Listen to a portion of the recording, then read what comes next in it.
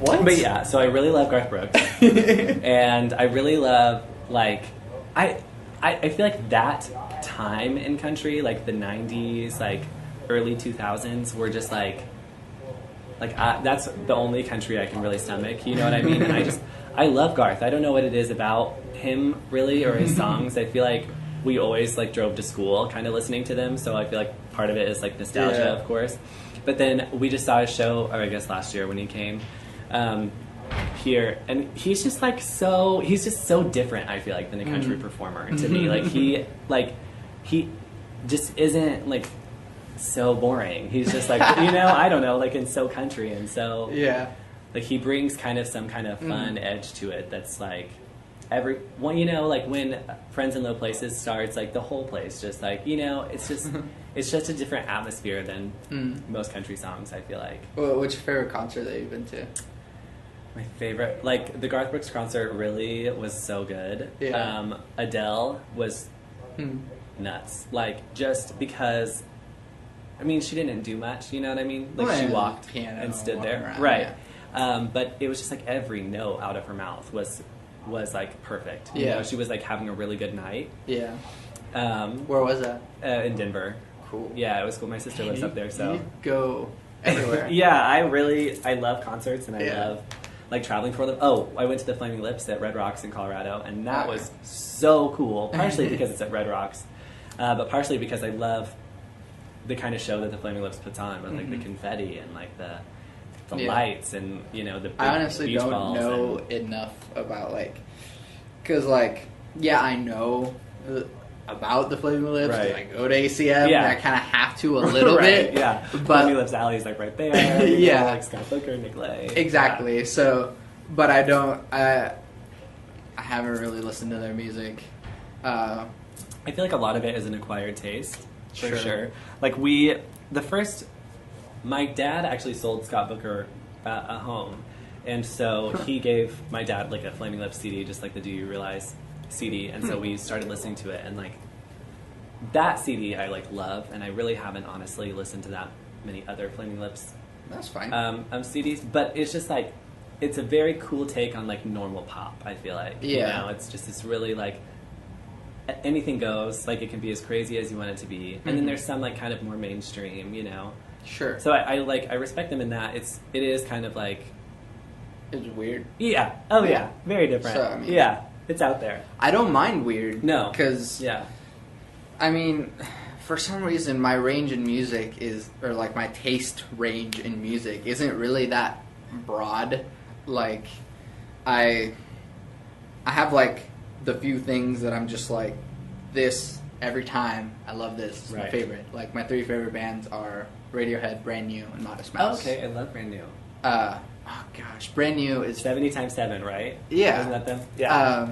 But I mean Yeah, that's like from their first album. Yeah, And every album they're just like a different band. Oh, really? Yeah, like their first album they were like a pop punk band. Right. Their second album was like, people call it emo, but I just call it like alternative rock. Yeah. And it just like every single one, it just changed radically. That you're like, how's this the same band? The same people, doing such different things.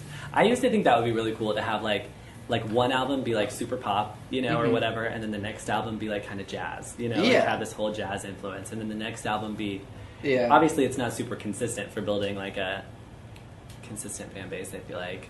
But if you have that, I guess, I feel like elements into nowadays people are sort of like, artists are turning into less of like genres and becoming more of just like a product in themselves.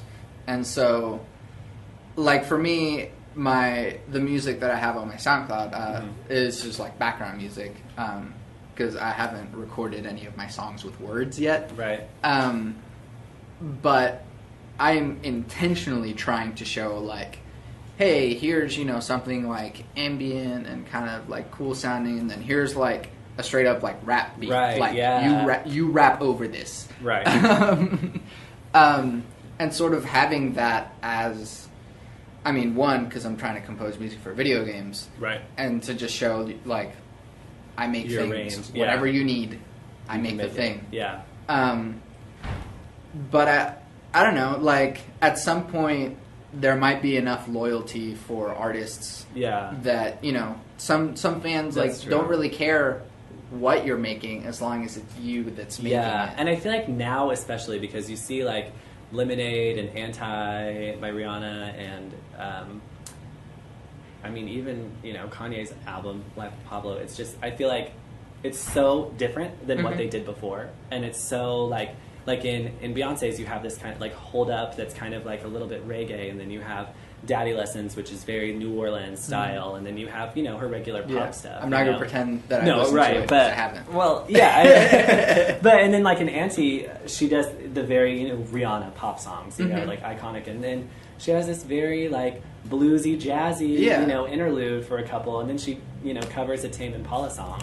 So it's all just very, you know, it's. I feel like you have the freedom now by just putting out music, whereas before I feel like artists really had to sell, obviously, and now it's more like we can just put out this whole album and it can be whatever we want it to be, and people will listen to it and will come to our shows. And I don't think I could do that as an artist to just like, and I mean that probably happens a lot with more polarizing genres, like metal. Is really hard to just like to hey, this is like death black metal, but not, you know, this kind of symphonic metal. It's like this very specific thing, and like as soon as anyone like strays a little bit, people like riot about it. But I mean, I feel like nowadays people don't really want to hear the same thing. Yeah. Just because it starts sounding the same anyways. Yeah. That as soon as you start hearing like a formula for an artist, you're just kind of like, eh. Totally. Like Nicki Minaj, like I loved her first album and her first like collaborations and everything because her raps were insane, and she had these she had her personalities, you know, and her different characters, and she like brought all this like just this theater to it. It was like so fun. And now every single one of her raps is like almost the exact same. It has the same flow, and it's just, it's not as fun to listen to her. It's not as fun to like, you know, want to like learn her songs because it's not just this crazy like, you know. It's not new anymore. It's just like, and you're used to it. Oh, here it comes. Here's the part. And then it sucks when you like listen to the song and you think it's 3 different songs because they all sound the same at the end of the day. You know what I mean? And you're like, oh, is this or the, you know, which one is this? But they all sound the same now. You know? And because I don't know, it sucks whenever you like put on a new album by someone that you like, and it's like, oh, here comes the section where they do this part. And you just like know. You can come to anticipate it. And that is why, and my favorite bands do have their like, oh well, this is the part where they do this thing. Like on Radiohead's new album, the first track actually is called "Burn the Witch," and but I sort of, after, you know, listening to so much of Radiohead, I've kind of figured out, like, they do have, like, at least Tom York has this formula of writing that's, like, here's, like, a tone poem that's, like, some phrases that are about a thing that kind of explain what it is, but not, like, explicitly a story. And so, like, here's a tone poem about a thing with, like, this kind of instrumentation that's a little bit, you know, off-center, that's not necessarily alternative rock or whatever. And so Burn the Witch is Radiohead formula about witches. Like, it's like once you have it down, you can write about it. Burn the Witch is Salem in Radiohead form. Like, and I mean, that's fine because it's a good song. It's a damn good song. And I love it. But at the same time, I'm like, oh, this is just a Radiohead song. A Radiohead song. About it just happens to be about witches. And so at some point as an artist, I would like to just get away with throwing different genres in one album. That who was it? One of the songwriters was Tom Petty. who like did a whole bunch of different album genres. I don't remember. I'm sorry for Tom Petty fans that are like, no, it's actually really good. But I'd like to be able to get away with just like, here's jazz, like deal with it. Totally. Because like you said, if Rihanna wants to throw in something that's bluesy in her album, then she's gonna do it. She can do it. Yeah. And I think that's cool too. Is you see like their influences. Like I feel like you can kind of come to see like obviously Rihanna. A lot of it is like this island sound. So she kind of carries that through with everything. Mm-hmm. But then it's how jazz is reflected in that island kind of vibe, and how pop is reflected, and all of that kind of goes together, I feel like, and you kind of have this consistent sound, but how that sound is shaped by the genres that you like, the genres that you know. Yeah, quick train of thought. Oh, yeah. What is it with, like, this style of singing now? That it's, like, Rihanna, Adele, and Sia, like... how did that happen? I don't know, but I always think about that because, like, you go back to like the 40s, 50s, 60s, or whatever, and female singers have a very similar tone. Like they all kind of sound, you can pick out like 40 music. It's like, oh, that's a 40s singer. Sure. She was alive, and I feel like so sounds kind of go in like Britney Spears, early 2000s. Like that was the whole kind of vibe that everyone was going for. And I feel like now it's more like just like authentic, what comes out of your mouth, and like, and they've made belting and like this. I think part of it is just like how much emotion is in how they sing, and like putting it back into it and stuff. Because like Sia, I mean, I feel like when she sings, like every single word that comes out of her mouth, like she means it. Like it is, it is like, and it wouldn't be the same if it had a different tone of, if it, if it had a different, like it wasn't pushed as much and kind of cracky and airy and I don't know. But like, do you know what I mean about like that style? Like, and this probably comes like because I'm way analytical about, because I did opera and right. So I know about the shapes of words and vowels and stuff, and so I hear the similar shapes and vowels and the way that they say things in songs, and so why I say those three artists is because the sound of how they sing is very similar. Yeah. They're different people, right? But the style of singing is very similar. Okay, I can see that. And so, I mean, there have been a couple times where I've been, is this Rihanna or Sia? Yeah. Yeah. And it's interesting that you say that too, because like a lot of the songs that Sia like ended up recording, like she wrote for Rihanna before, and so I feel like they like that tie, I mean, I don't know. I mean, maybe it's just what people want to hear, I guess, or it's just kind of what people are intrigued in. I don't, because nowadays I feel like I have a very sort of music theater tone that I can't quite pull off more of the R&B style of male singers anymore. That one, I can't do runs. I don't know why. Like, I don't like it. Like or trilly embellishments or whatever. I'm not good at it. So I just do big notes and make them sound good.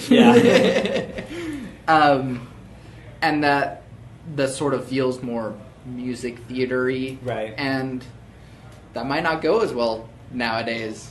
Yeah. No, I feel you. I feel like, and you can definitely, like, people that sing theater, like, you just always can kind of hear the theater in their voice. You know what I mean? I'm sure there's probably some in mine and I feel like it's a way of, like, communicating the words. I don't know, something about just, like, the way it, it comes off where... But I think it helps to have that theateriness, Yeah. I mean, obviously, like, too much is going to be, like, alienating and... Well, yeah, and then make you more theater-bound, but... It'll sound like you're singing in the 1920s or something. Yeah, like singing some rap song in the 20s. Yeah. Yeah. What sort of shapes your singing style? Really, a lot of it, there was this girl who went to my church, and she was, like, hands down the most amazing singer like I have ever heard. She's so good. And her name is Angela Lansdowne, and she is she started like in musical theater and worked in Branson as like a child, whatever, in the show or whatever for a long time. And so it was very like theatery, but she just like seamlessly kind of would be able to sing anything and have these like incredible runs and just a lot of power behind it. And so that's really what I tried to mimic the most. I feel like naturally I'm more of a crooner, I feel like, but I have these like the ability to do like fun runs and to do, you know, and sing. And then also like male bands like Queen and Aerosmith and stuff, like how high and crazy they sing. Like I wanted to do that because I just thought like how cool would that be to just emit that sound and have everyone like, you know, like going crazy. So I really worked hard on, and I lost my falsetto for like 3 years when my voice changed. Yeah, and I used to be able, like in the Phantom of the Opera, like I could hit the very highest note that Christine sings, like when she's like in the boat or whatever, like no problem. Like, I can hit that sometimes. Right? And then all of a sudden, it was gone, and I couldn't sing in falsetto at all for like 3 years, and then it came back, so it was like... Are you a tenor? Yeah. Yeah, so... Yeah. I always had this weird doubt that, especially when I was in choir, because I hadn't taken voice lessons at all whenever I was in high school. Right. So I didn't know. I was just singing in choir. Right, yeah. Hitting the notes they told you to hit. And so since I was a tenor, you know, higher notes, I'll flip into falsetto, you know. Right. But since my favorite band was Radiohead, falsetto is just all the time. And so people were like, how do you hit those notes all the time? It's just like, bam, here's my high ringing falsetto. And I do remember times when I lost my voice or something. Is where is it? Yeah. I can't sing. It's nuts. It was so scary. I was really sad. I thought I would never get it back. Yeah. But then I guess I just worked on it enough or something. And yeah. I feel, I don't know, the whole Aerosmith or the 80s sound of hair metal, is that like piercing loud tone, just does that only exist in the studio? No, I mean like I mean, no. Like, I think if you can't hit it in real life, like, don't hit it in the studio. Do you know what I mean? Yeah. So I feel like a lot of it's like... I don't know. I can hit the notes. Right. But I can't make it sound loud like it does. Right. Yeah, no, totally. Like, I understand. But, like, for the song that we're doing for our first concert, it's called Till the Ocean Takes Us All, and it has this, like, crazy like instrumental break in the middle where the guy basically just does really really high runs and falsetto and kind of does this like screaming which gets above it all, you know. I mean, like, if I hit it, it definitely hits above, but if I'm like right in the microphone, it doesn't necessarily sound so pretty because it's so loud, so I kind of always have to back it off a little bit. So I feel like live it kind of is there, but it's like you can pick it out, you can hear it, you know, but it's not like as loud as it is in the studio version, because I feel like that just wouldn't be, a lot of times it wouldn't be pretty, or it'd be like really piercing above everything else. I don't know. How does that mesh well with pop music? I think it gives pop like a new dimension. I feel like a lot of what you hear, like in general, kind of stays within a very like set key, and people don't really kind of go like crazy above it. Like Sam Smith has moments, I feel like, in his stuff where it was like he would bring the falsetto up really high, but you don't really see as much of that happening, I feel like, in pop today. Trying to think of an example of like current music that does something. Well, I mean, it's just because a very specific male singers in pop is hard to sort of emulate that because, well, one, it's compressed, and so when you mention Sam Smith, I think of that Disclosure song. I know. Right? Money on my mind? No. No. La la la la la la la. No, it's not even that one either. It's the other one. Now I've got Oh, yeah. you in my space. Latch. Latch. Yeah. Thank you. We'll get there. And I love playing that song and singing that song, but in the second verse, he's like, "What did you give me through your heartbeat on my chest?" Yeah. And what he does there on the recording, it sounds like it's a big, powerful, like, ugh, but you can't actually physically sing those notes and make that loud. And that's what I feel is sort of fake about the whole big, loud falsetto. That it's not actually really that powerful. Right. Yeah, that's true. Yeah. And I feel like, and that's like something I'm focusing on right now with my voice lessons too, is like making my falsetto more powerful. Obviously, it's not going to be, like, but I want it to be like some, enough that it's like, okay, this isn't just some kind of little quiet, like, thing. And I'm able to like deliver it with a lot of gusto, I guess. Who's your favorite male pop singer? Because there's just not enough, I know. right? There's just, like, I respect, like, I think Adam Levine is a good singer. I think, like, Sam Smith is a good singer, but not so much live. I feel like he has kind of his moments. Of course, I feel like I'm overly critical, so he's good live. But, I mean, like, it's just what he is in the studio and what he is live, I feel like there's a difference. John Legend is really good. Oh, yeah, John Legend. Awesome. Yeah. But other than that, like, I'm trying to think of someone that I'm really, like... I like Sleeping at Last is this band. They do, like, a lot of covers, and they have a lot of... I think it's, like, two brothers or something, but then they also have, like, a bunch of other people that, like, play, like, all kinds of different instruments. It's very, like, full sounding. I don't know, and they do really cool stuff, and his voice, I think, is really... It's really good. It's very ballady, you know what I mean? Jeff Buckley, like, back in the day, obviously, R.I.P., but... also, his voice, I mean, Elton John. Patrick Stump has a Fall Out Boy. Oh, okay. Oh, yeah, totally. Yeah, he has... Totally. I don't know His how that happened, because he did pop punk, right? But then, he's an R&B singer. he like can kind of do. Yeah, his voice is R&B, but he does, which is cool. What he does. Yeah, like whatever works, I guess. Yeah. I don't know. Maybe you can fill that space of the male. I would pop love singer. to. Yeah, I mean, I feel like it would be really fun. I have like a really big range. I need to become better. I need to work on it. I think I can only become stronger of a singer, hopefully. But I would love to like kind of, Well, what do you look for in a good pop song?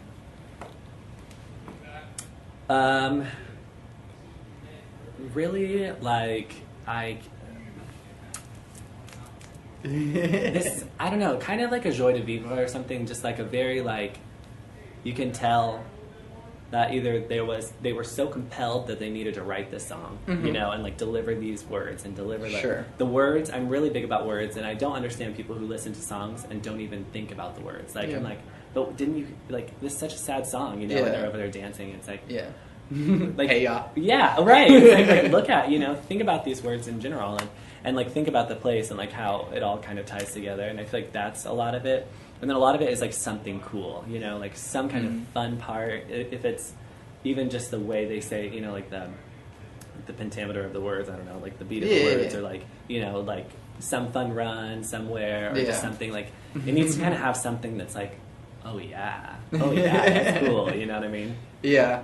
Well, what's one song lately that you're just that is a hit? Yeah. At least to you, yeah. Like I actually like wake up every single morning and listen to "Father Stretch My Hands" Part 2 because it just has this cool beautiful morning.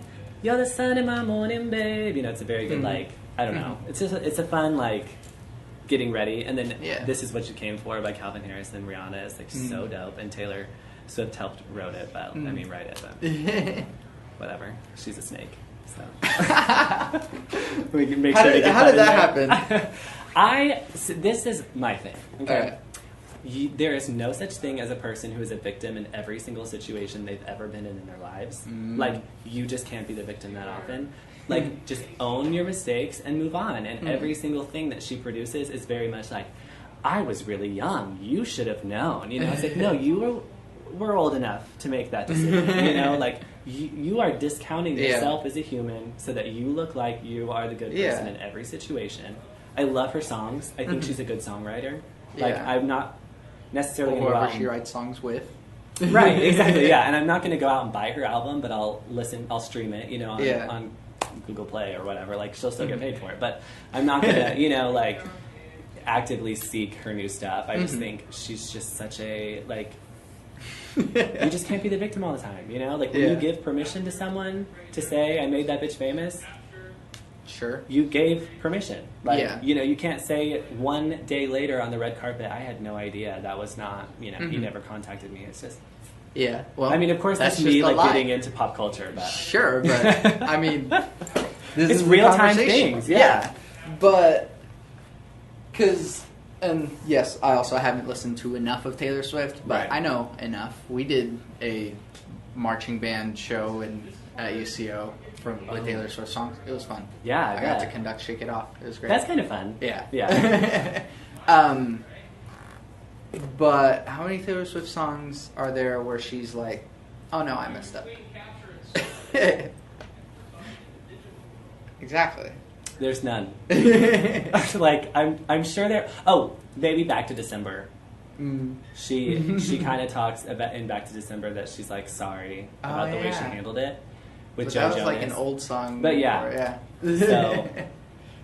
that song plays at work all the time. Oh, I bet. And the playlist at work is... It's probably, like, all Taylor Swift. Well, there's a few Taylor Swift songs, but it's just some songs that I'm just... I'm done with this song. Yeah. That Big Girls Don't Cry by Fergie is just... It had its place in 7th grade or whatever, you know, but it's like... Yeah, no, I understand. But it's also not a song that needs to play in a grocery store. Totally. Totally, I agree. What? 100 Years? The Foo Fighters song or whatever? Yeah. No, I don't know if that's Foo Fighters. Isn't it the Foo Fighters? No. The Goo Goo Dolls. I don't know who it is. I don't know, it's whatever. But that song, people do not want to hear like a song about dying while they're looking for apples or something. That's a good point. Yeah. I really love like stores that play music and they don't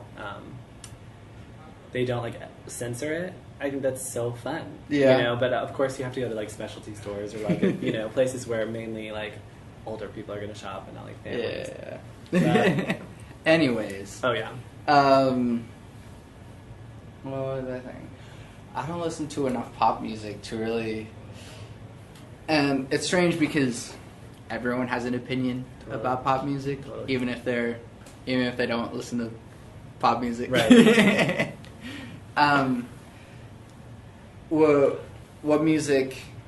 I mean, earlier I was like, what? Garth Brooks? Garth Brooks? What music are you just so into that is not, you know... Not mainstream pop? Yeah.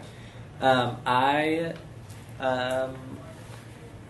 love like I don't know, like Alt J.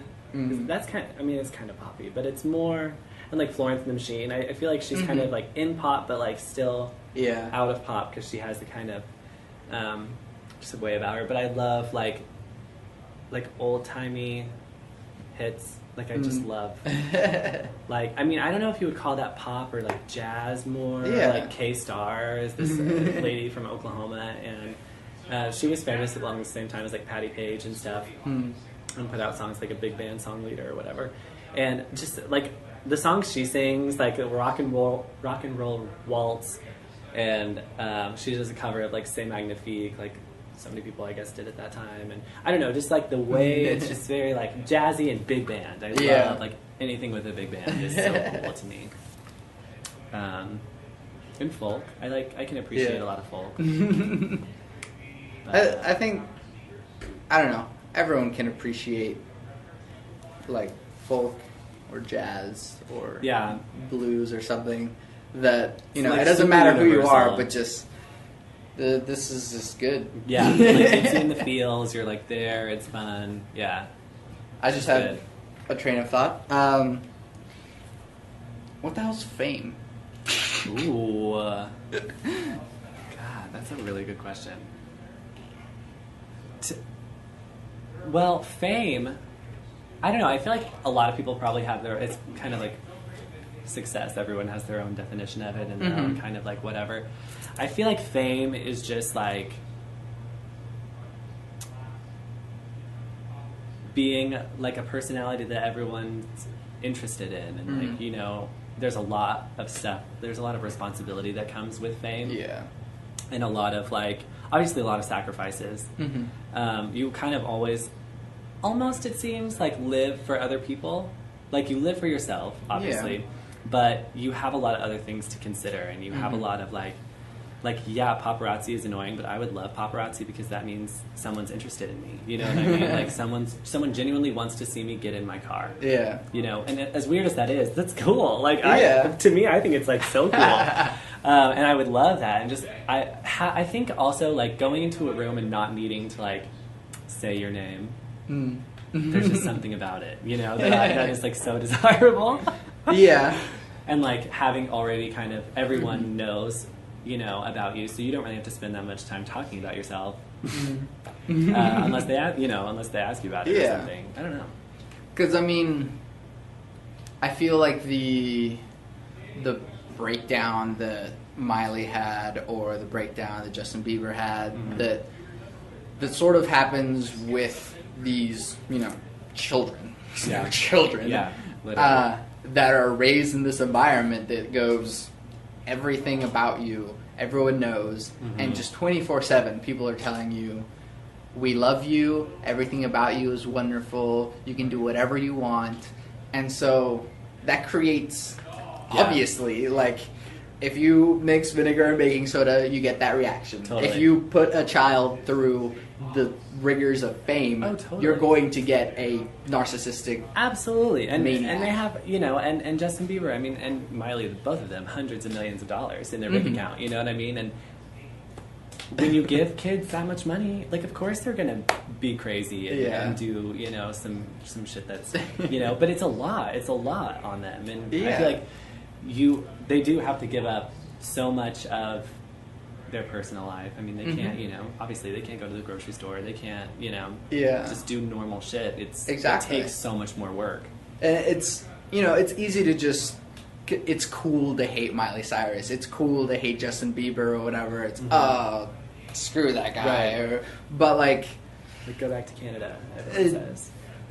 But But the poor kid, like, he didn't have a choice. No, totally. I mean, yeah, maybe he, you know, tried to be famous at the start, but he didn't have a choice about, you know, what it became. You exactly. know? I mean, he couldn't, like, obviously, I think, you know, and you have, obviously, like, everywhere you go, every single night, tens of thousands of people screaming, oh my God, I love you, you're amazing, like you were saying. You know? It's hard to kind of not, I feel like, not become that. Right. Yeah, totally. And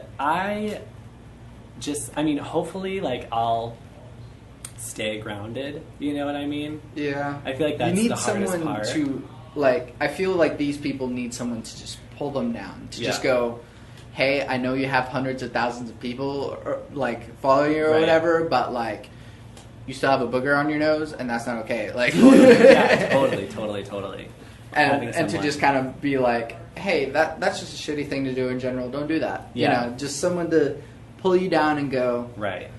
No one cares about your cat, okay? Yeah. Like, you're being an idiot right now. Yeah. Yeah, like, just because you have all this doesn't mean you can act like that. Just to some extent, just kind of go, is it reasonable to sort of rent out the whole restaurant because I don't want to have someone bother me while I'm eating? It's like, no, real people don't do that. No, okay, totally. Stop that. It's also like part of the job, you know what I mean? Like, I feel like, obviously you get to a point where it's so annoying that it's always happening to you. You can't go anywhere without people wanting to sign, you know, get autographs and take pictures. But it's really just part of the job. Like, you are there for other people to love you and for other people to like, you know, connect with you in some way, and you owe it to your fans in a certain you know extent to really I feel like respect that part of it. And it's hard, and like obviously like that would be super annoying. And I mean, even like going, I mean, this is like not even close, but like going to breakfast with my dad in Edmond is like so annoying because he knows every single person in the restaurant.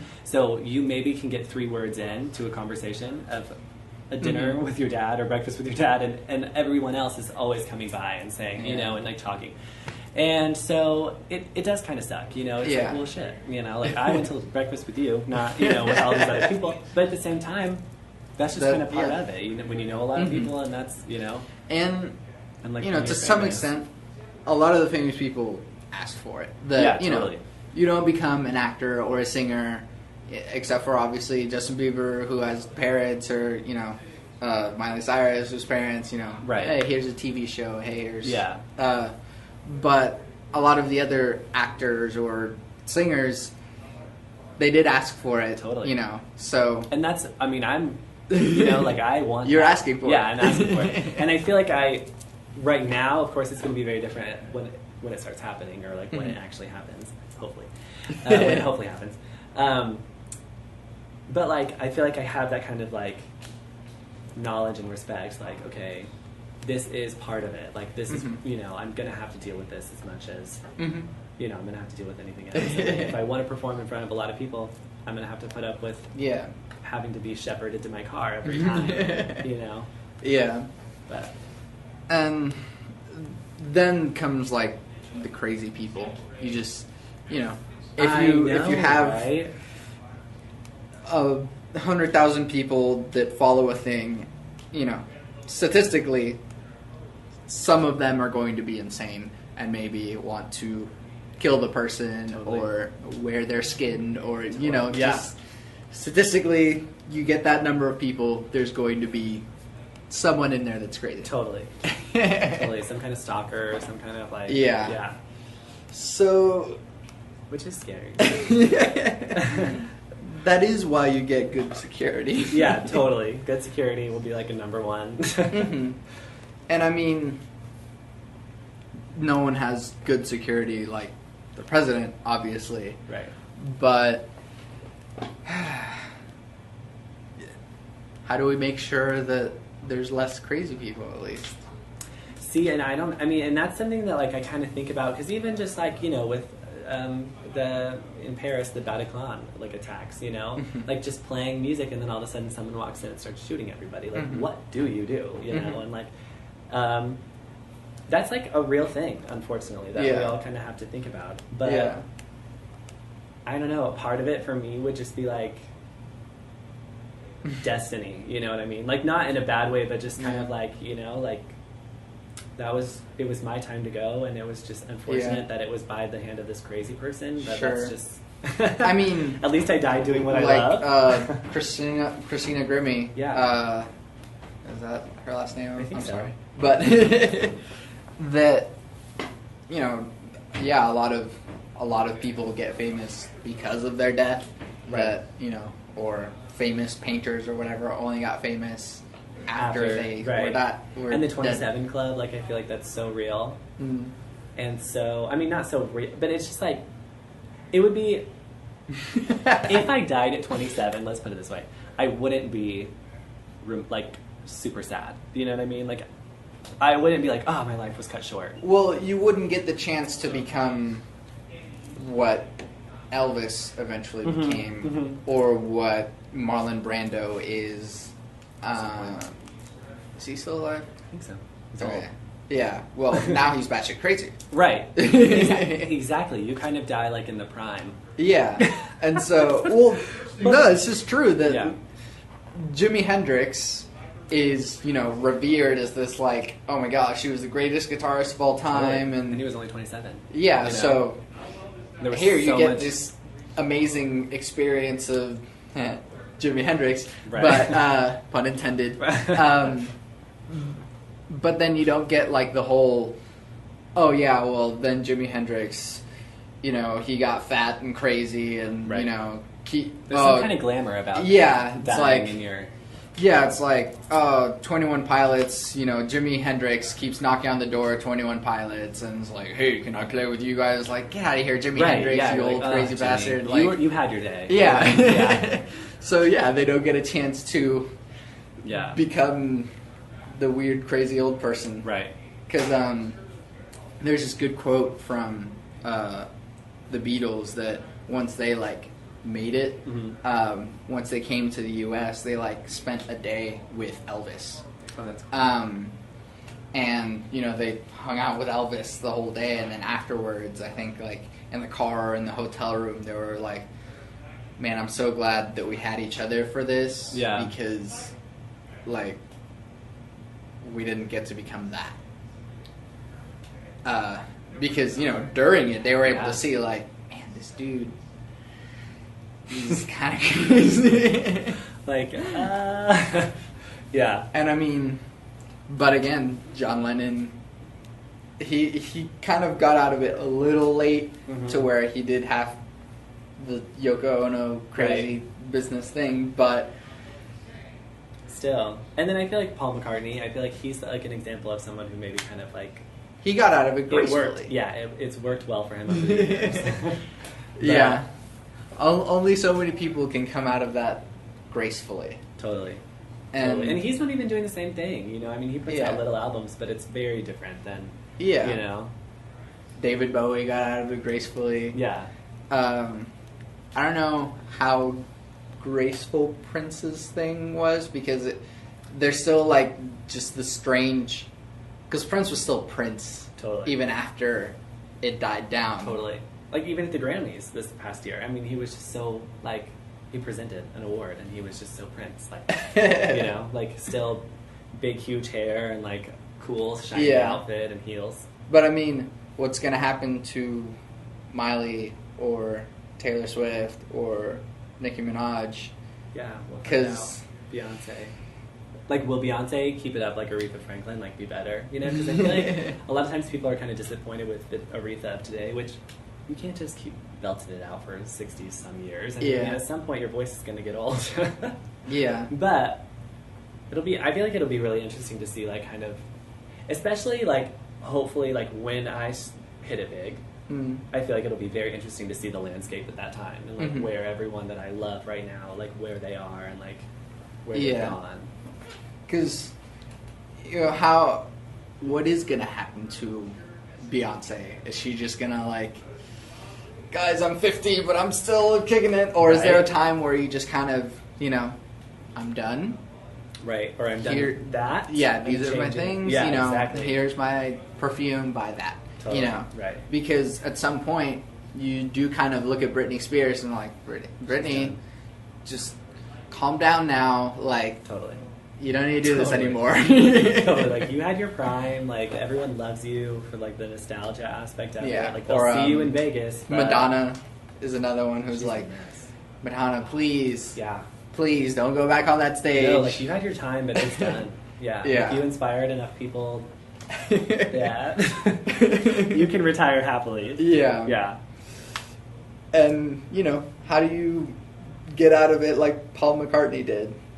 Yeah, I feel like you just kind of have to be very smart about your decisions and, like, just go with your gut, I guess, on most of it. And, like, at that point, I mean, you've established such, like, Beyonce's Beyonce. She doesn't have to do anything for the rest of her life. If she doesn't want to, she could stay in bed, you know?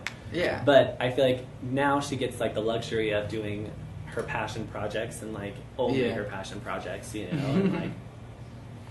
foray, whatever, and it, you know, at that point, if it becomes more of like a, like, what's her name, Eva Mendes, I think, or is that who it is? I don't know, maybe, sure. But she's an actress, and she doesn't really act that much anymore because she started this beauty brand business that's like a huge thing. It's like $1 billion business already. I've seen some of her clothes; they're really good. Yeah, so it's like, so you know, I feel like you work with what you know looks good on you, I guess, but. She kind of found something like a way to kind of use her platform that like lets her kind of and not have to be an actress. Because you know, does Kanye have another good album in him? Probably. You think so? Yeah. I don't know. I think he's like a genius, though. You know, like I'm definitely on the genius train with him. So I feel like he's working on an album with Drake right now. Mm-hmm. So that'll be really interesting. I feel like that might be pretty good. I can't get through a whole Drake album, really, because it's a lot of very similar... The formula thing you're talking about? Absolutely. But I feel like with Kanye on his side, and maybe Kanye kind of goes into more producing, or, you know, more like a lot of collabs and stuff, which I would love to work with Kanye. I feel like that would just be like... Yeah. So interesting. I don't think, and this is just my opinion, but I don't think Taylor Swift has another 1989 in her. Like, especially after how things have happened, but like 1989 is good as it was, and I haven't listened to all of it, but you know, from what I've heard, it's a really good album. Yeah. It is a really good album. No, totally, absolutely. Just leave it there. Yeah, and like this break, she's on a break right now, so I feel like that's obviously it comes at a really good time. But yeah, I feel like also like how much more like 1989 was good because I feel like it wasn't so much a breakup album anymore. It was like but it had enough other stuff going on that it wasn't such a typical Taylor Swift album. Well, yeah, but it was the climax. Like the climax, yeah. And so she'll have a hard time getting back. I mean, for sure. She can make more albums. Yeah, but they won't be this, I think. Same with, I think that Kanye has reached his peak and gone down. Right. Like, I haven't listened to any of Life of Pablo, but you can sort of see where it's starting to go down. Right.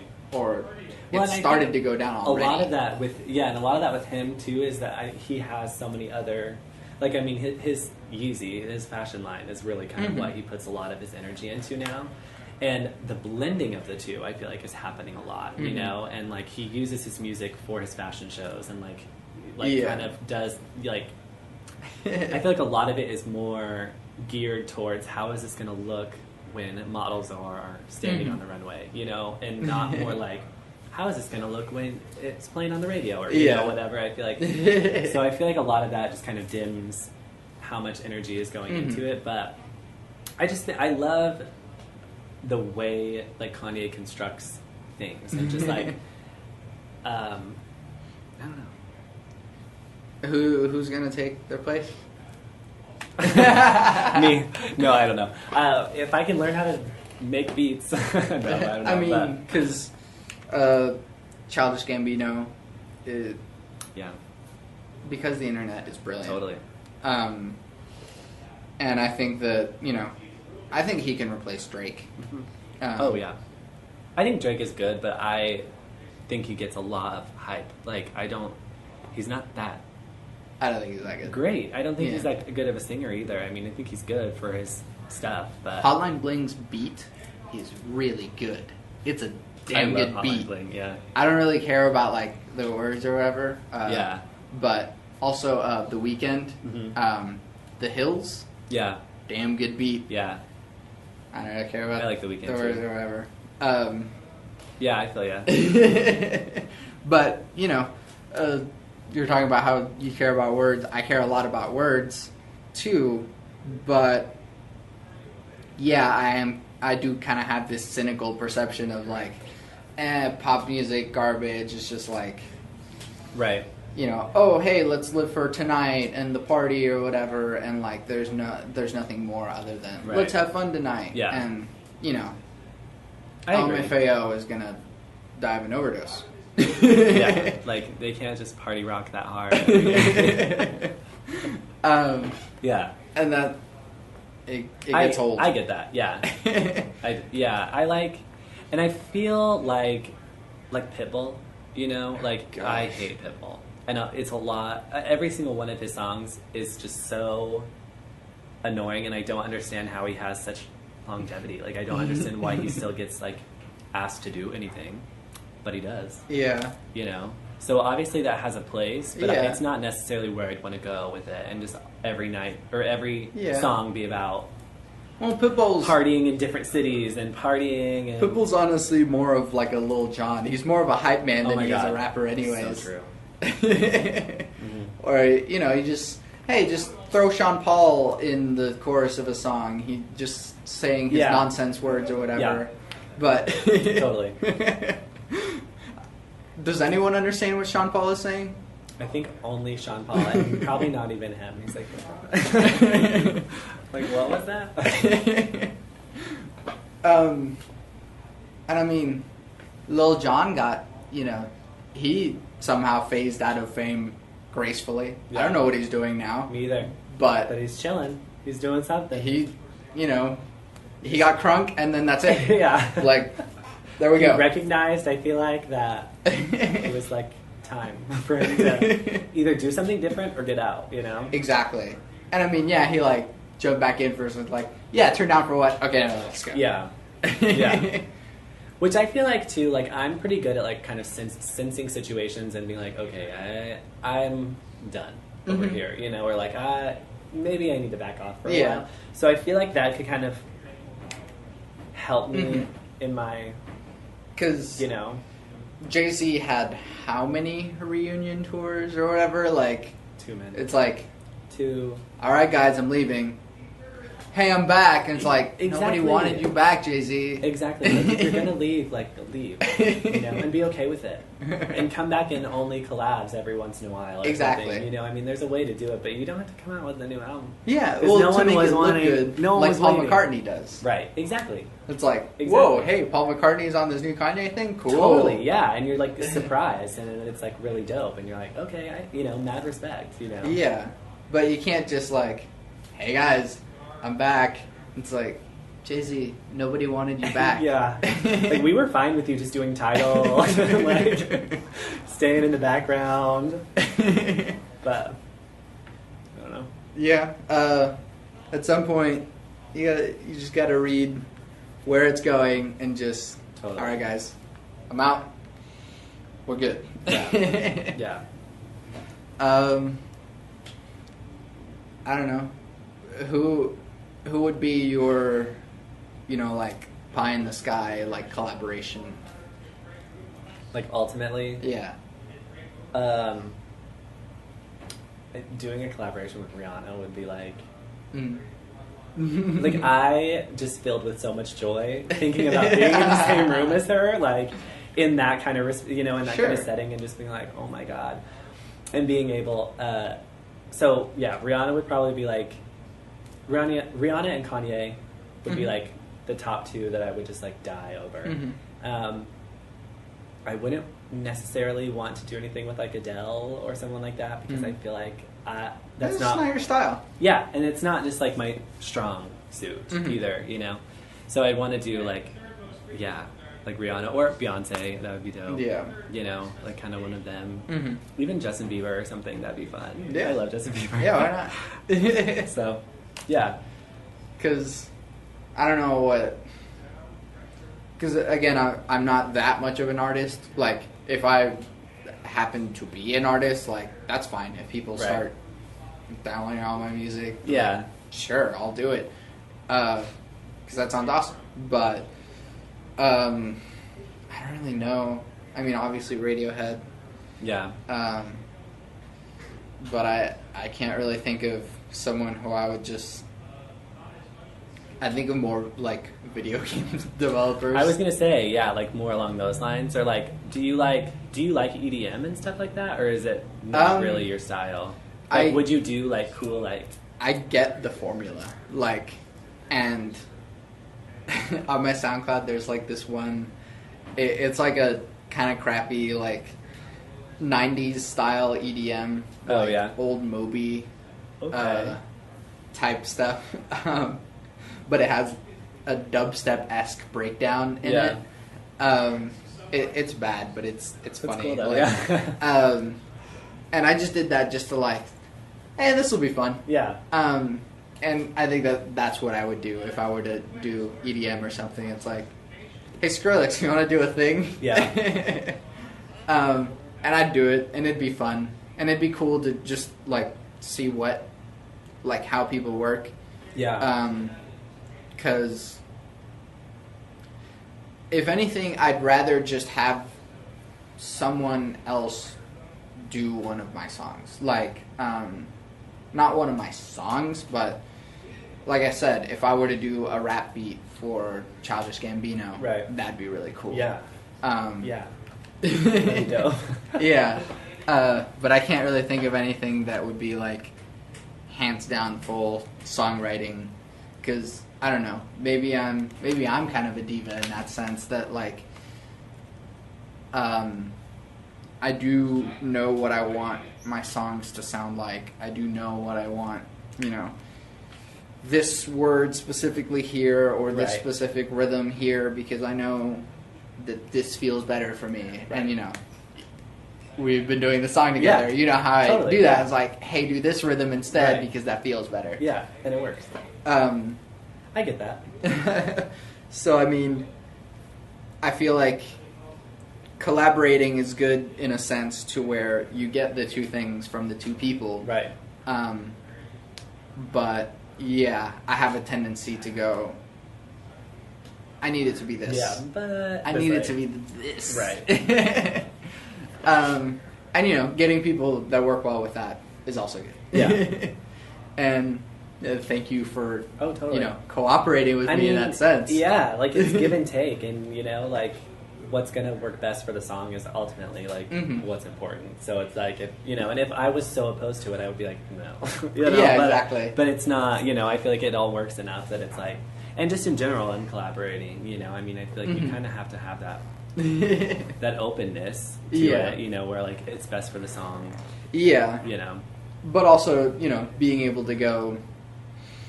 Because it's really hard to tell someone, that's not good. Yeah. Don't do that. That's not good. Yeah. Yeah. Especially whenever, you know, it's just a thing for a class. But, like, whenever it is a real collaboration, you do have to go, totally. That's not good. Don't do that. Totally. We're not doing that. Totally. Yeah. Which, like, I love. Like, I love it. I mean, it sucks a little bit internally, you know what I mean? But, like, I love when someone tells me, hey, that sucks. Because if I'm doing it the same way, like, I don't know that it sucks. Or, you know, in my head it doesn't suck. So I need to be told, you know? Sure. Or, like, I need someone else's, like, opinion on a lot of it. And I would rather be honest than, you know. Yeah. Well, now that we're talking about this fucking thing that you did in the... Nah, I'm kidding. It's, like, now that you say that, everything you've done is actually really bad. No, you're good. No, but it'll be fine. Yeah, it's just the past. All right. Well, since this is like the second episode thing, you have to plug your things again. I do? Okay. Yeah. Yeah, totally. So, where are you at? Again, Twitter, Instagram, Facebook. I'm Chase Reeser, Chaser the Prince. I keep it updated. I tweet really funny things, so you should follow me and and RT everything I tweet. Just kidding, but like at least, you know, some of them. And Chaser the on Snapchat, so yeah, look for me, chasertheprince.com. Yeah. And what's something that, you know, a little different than, but what's something that you're like, everyone needs to listen to this by this person or whatever, or everyone needs to go watch this? What do you got? Oh my gosh. Something that you're just like, such a good... People have to listen to this. Like, they'll die if they don't listen to it. I'm trying to think. Just for you. Right. Like, they're just like, man, watch Stranger Things. Like, oh, yeah. Oh my god. Watch Veep on HBO. Seriously, it's like the funniest show, and I like identify so much with her character. She's kind of a mess, and she's kind of ineffective, but you know, she like is funny. She's all jokes, and I just feel like it's a fun way. It's like it's a really fun take on everything, and I feel like you get a real sense of what's going to happen in November. You know, like when shit like really gets real. Yeah, you know. But yeah, watch that. It's funny. And then for me, my plugging things, SantiagoRamones.com. You'll find my Twitter there. You'll find my SoundCloud there. I mean, I'm at Santiago R_music. But just go to SantiagoRamones.com. You'll find all my things, including this podcast. And then something that people should watch or listen to. I listen to a lot of podcasts. In general, just listen to podcasts. Podcasts are amazing. Totally. I don't really listen to music in my car. Cereal? Sorry, Cereal I just pause and like a no, you're good. Okay, yeah. Cereal like is really good. Yeah. Let me go into my list of podcasts to go like, oh, actually, this one. Listen to this one. Change your life. Yeah, because Waking Up with Sam Harris, his aren't like every week, but like the conversations that he has on there are, incredibly honest and kind of brutal, but it'll make you think and like go, geez, I never, but it's very like political, philosophical, and you'll be offended. Yeah.